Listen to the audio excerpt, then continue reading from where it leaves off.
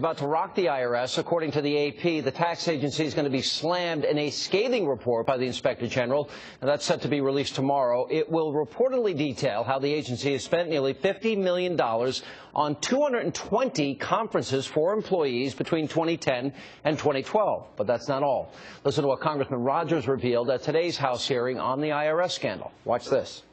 Now, in addition to the $50 million for conferences over the last 3 years, the press is reporting that the IRS paid out more than $92 million in bonuses during that 3-year period.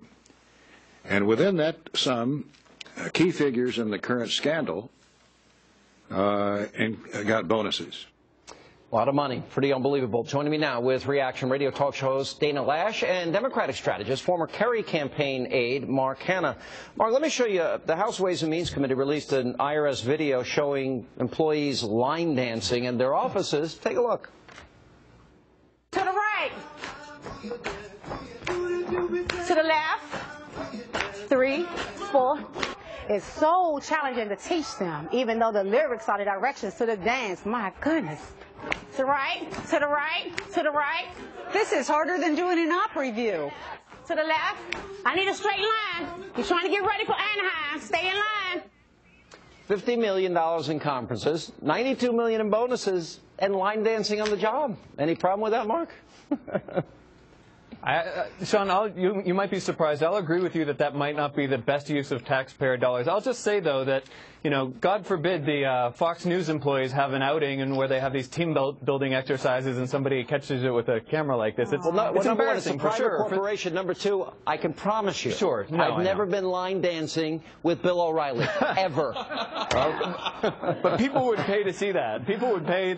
But look, no, I'll agree that this is embarrassing for the administration, but here's what progressives think when they look at this. They look at Darrell Issa trying to link what happened in Cincinnati to Washington, D.C. So far, Candy Crowley just yesterday morning said, when interviewing Issa, that there was no sort of, it was totally not definitive that there was this link. So we end up with this like sideshow, this public spectacle, instead of pursuing the public interest, which is Americans need to know what actually happened at the IRS. Well, and if there was malfeasance, but we need to find that out. Dana, don't we know what happened? No. Hang on, Dana. All right, first of all, there was such an egregious false equivalence made here that has to be corrected. First and foremost, the last time I checked, Sean, Fox News was not funded by the American taxpayer. Fox News didn't require billions upon billions and billions of dollars and went out and persecuted conservatives while they were taking taxpayer-funded dollars as well. There's a big difference. It's a government entity.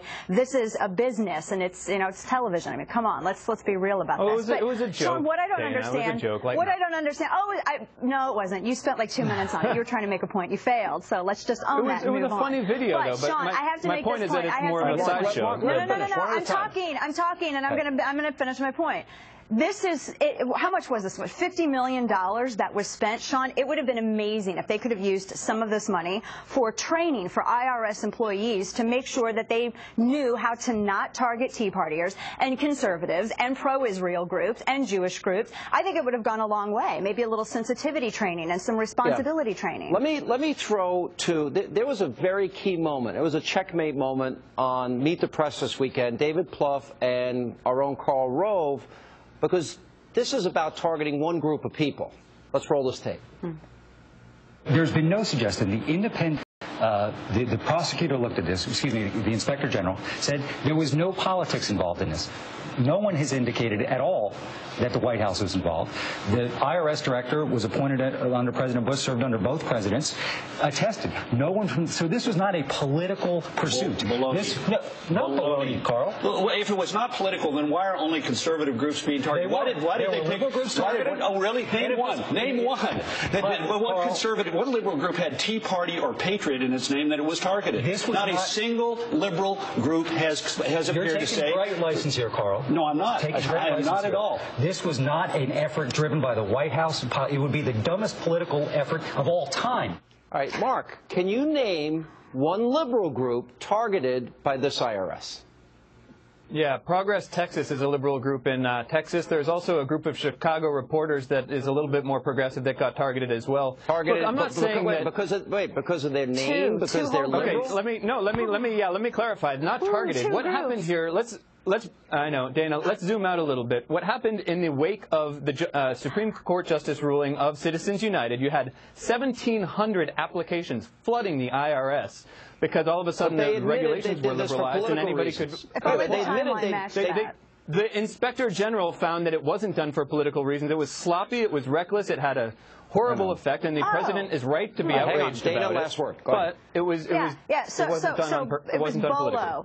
Bolo, one word, bolo. Be on the lookout. So how many progressive groups use, I know, well you should if you're talking about this issue. How many progressive groups use the terms Tea Party and Patriot in their mission statements describing themselves when they go and apply for tax exemption status? Because Tea Party was one of the bolo lists. Maybe you should read that IG report.